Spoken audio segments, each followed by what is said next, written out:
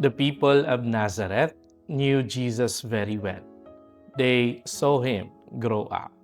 They knew his family. But when Jesus spoke in their synagogue, instead of believing in him, they rejected him. My dear brothers and sisters, the gospel today teaches us something very important.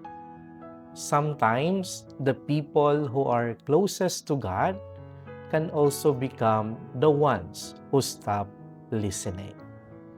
Jesus reminds them that in the time of the prophets, God's mercy reached people outside Israel. A widow from Zarephath received help from Elijah.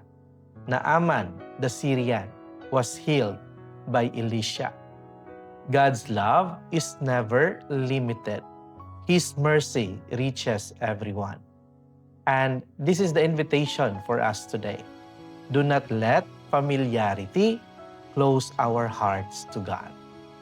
The Lord still speaks to us in simple moments, in our families, in our daily work, in small chances to forgive, to be patient, and to love again.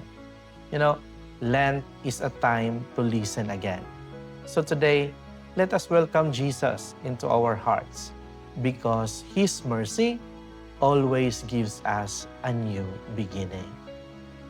Amen.